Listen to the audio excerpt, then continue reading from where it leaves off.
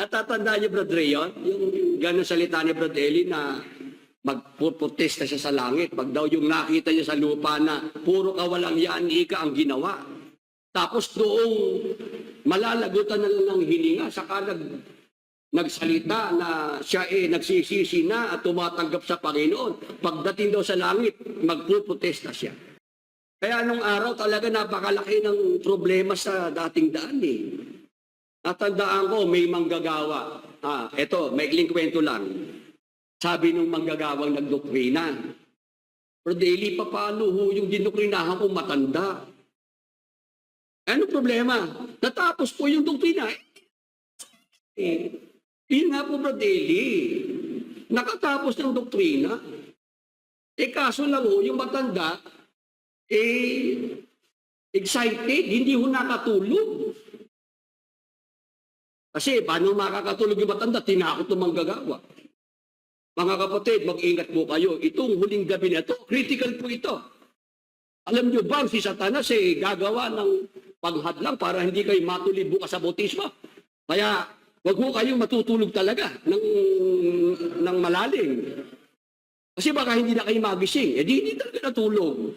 Talagang dilat. Talagang nilabanan ng antok. Sabi ni Brad Eli, magpo-protect ako sa langit. Pag nakita ko na yung mamamatay na lang ngayon, nung naghihingalo tinanggap ng Panginoon, pinatawad, magpuprotesta raw si Brad Eli. Ngayon, paano mangyayari yan na ikaw ay anak ng dyablo, maging anak ka ng Diyos? Sumampalataya ka kay Jesus Christ. Ang tanong, paano gagawin yun? Paano gagawin ang pagsampalataya sa ating Panginoong Hesukristo? Ano yung itinuturo ng Biblia na gagawin natin para mai-express natin na tayo po'y sumasampalataya na sa Panginoong Hesukristo? Basa, dito po sa Roma, Kapitulo 10, 9 hanggang 10. Basahin natin, mga kapatid, mga ka-Bible study.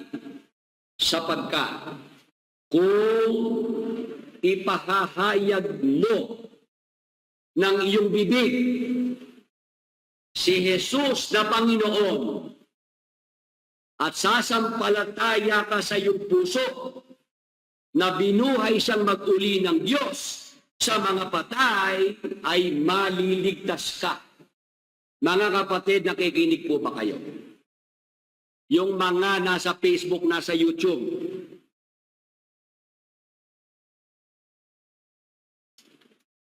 kayo po ba'y sumasampalataya sa Panginoong Hesukristo? Ngayon, paano natin mapapatunayan na si Jesus Christ ay ating sinasampalatayanan? Ito ang gagawin ng isang sumasampalataya. Ano po yun? Sabi po sa talatang 9, sapagkat kung ipahahayag mo ng iyong bibig, meron ba tayong bibig? Ngayon, yung bibig natin na yan, ano ang gagawin natin dyan? Saan natin gagamitin yan? Ang sabi, sapagkat kung ipahahayag mo ng iyong bibig si Jesus na Panginoon, kailangan po pala, mga kapatid, sa pamamagitan ng ating bibig, magpahayag tayo. Ano ipapahayag natin? Na si Jesus, Panginoon natin. Amen? Gamitin mo, kapatid, ang iyong bibig. Sabihin mo, sa pananampalataya, sabihin mo na ang Panginoong Hesukristo, Panginoon sa buhay mo. Nagawa na po ba natin yan? Kung hindi pa, gawin po natin. May pagkakataon po tayo, yung bibig natin, ipahayag si Jesus Christ bilang ating Panginoon. Sasampalataya ka sa iyong puso na binuhay siyang mag-uli ng Diyos sa mga patay, ay maliligtas ka. Ito po pala yung dapat gawin natin. Kung tayo sumasampalataya sa Panginoong Jesucristo, magpapahayag tayo ng ating bibig na siya ating Panginoon at siya'y muling nabuhay na mag-uli sa mga patay. Ano resulta? Maliligtas ka. Kaligtasan ng resulta. Ngayon, sa talatang 10, sapagkat ang tao'y nananampalataya ng puso sa ikatutuwid at ginagawa sa pamamagitan ng bibig ang pagpapahayag sa ikaliligtas. Gusto po nating maligtas. Ano gagawin ang gustong maligtas? Magpapahayag ng bibig. Ano ipapahayag ng bibig? Yung ating pananampalataya na si Jesus Christ ay ating Panginoon, ating tagapagligtas, at siya'y nabuhay na mag-uli mula sa mga patay. Amen. Madali po bang maintindihan kung paano tayo magiging mga anak ng Diyos? Ngayon, gawin natin magpahayag ng ating mga bibig. Ano ipapahayag mo? Panginoong Yesus, sumasampalataya po ako na ikaw ay namatay at nabuhay na mag-uli. Panginoong Yesus, tinatanggap kita bilang aking Panginoon at tagapagligtas. Amen. Amen po ba? Mahirap po bang sabihin yon? Kahit ngayon, pwede niyo pong sabihin yun eh. Brother Willie, kung halimbawa naghihingalo na, pwede ba bang sabihin? Pwede. Naghihingalo pa lang naman eh. Tama po ba? Pero kay Brother Eli, hindi na pwede yun. Sabi ni Brother Eli, magpo-protect ako sa langit. Pag ika nakita ko na yung mamamatay na lang na yun, nung naghihingalo tinanggap ng Panginoon, pinatawad, magpuprotesta raw si Brother Eli. Natatanda niyo, Brother Rayon, yung gano'ng salita ni Brother Eli na magpuprotesta siya sa langit. Pag daw yung nakita niya sa lupa na puro kawalang yan, ika ang ginawa. Tapos doong malalagutan na lang ng hininga, saka nagsalita na siya nagsisisi na at tumatanggap sa Panginoon. Pagdating daw sa langit, magpuprotesta siya. Ano karapatan ni Brother Eling magprotesta? Siya ba may-ari ng langit? Ha? Nung araw, pinapalakpakan niya na Brother Ray. Pinapalakpakan niya. Sinasabi ni Brother Eling na yun.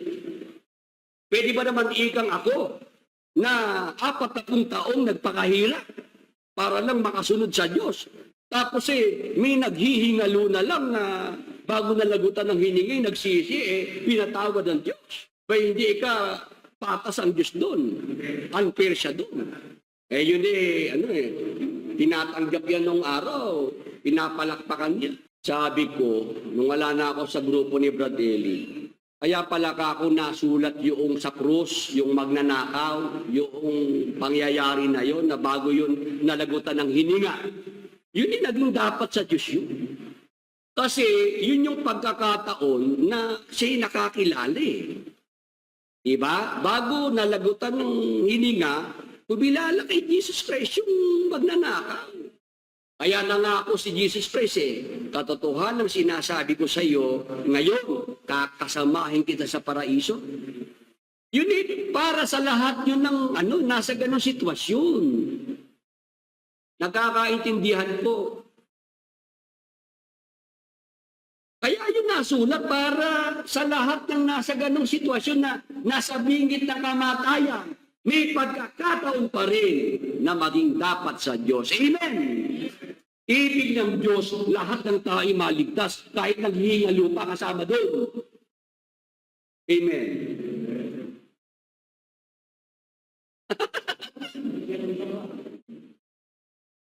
Ay mga nasa online, naintindihan niyo ba? Lahat ng tao, ibig ng Diyos maligtas, buhay pa naman, naghihingalo pa lang. Kaya pang magsalita. Kasi ang kailangan lang magsalita. magpahayag. Amen. Kaya nung araw talaga napakalaki ng problema sa dating daan eh. Natandaan ko, may manggagawa. Eto, maikling kwento lang. Maikli lang. Sabi nung manggagawang nagdoktrina, pero daily, paano ho yung dinoktrinahan kong matanda? Ano problema? Natapos po yung doktrina. Yun nga po, Brother Daily. Nakatapos ng doktrina. Kaso lang ho, yung matanda, excited, hindi ho nakatulog. Kasi paano makakatulog yung matanda? Tinakot ng manggagawa. Mga kapatid, mag-ingat po kayo. Itong huling gabi na ito, critical po ito. Alam nyo ba, si Satanas gagawa ng panghadlang para hindi kayo matuloy bukas sa bautismo. Kaya, wag ho kayong matutulog talaga ng malalim. Kasi baka hindi na kayo magising. Hindi talaga natulog.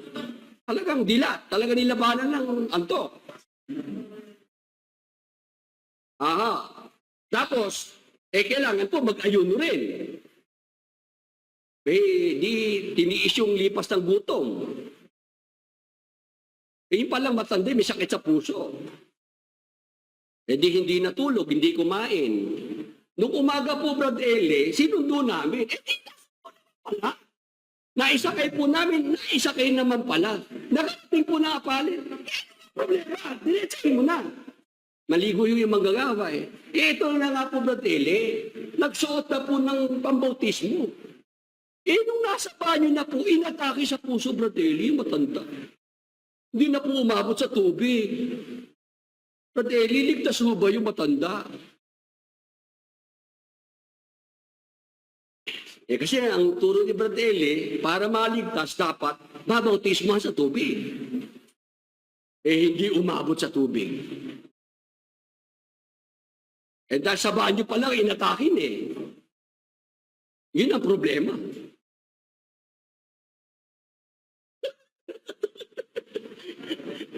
Yung manggagawa kasi kung ano-ano mga sinabi, hindi pa pinakain.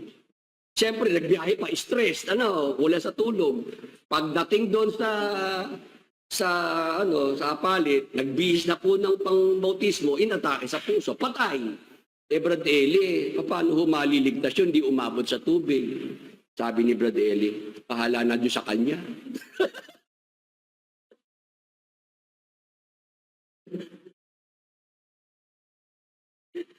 Katawa, no? Hindi maletrahan ni Brad Eli kung ano ang mangyayari doon sa namatay. Bahala na ika-Diyos doon. Sa atin po mga kapatid, naintindihan niyo po yung tinuturo ng kasulatan. Para maligtas, sampalatayanan si Jesus Christ. Amen. Paano gagawin yung pagsampalataya? Gamitin ang bibig. Hanggat kaya mo pang makapagsalita, magpahayag ka kapatid. Nagkakaintindihan po. Ako po, wala sa akin yun maghihingalo. Binigyan ng Diyos ng pagkakataon na makilala siya sa ganung sitwasyon ba't ako mag-protesta? Hindi naman ako may-ari ng langit. Ang Diyos ang may-ari ng langit. Siya masusunod kung sino gusto niyang papasukin doon. Amen. Praise the Lord. Hallelujah.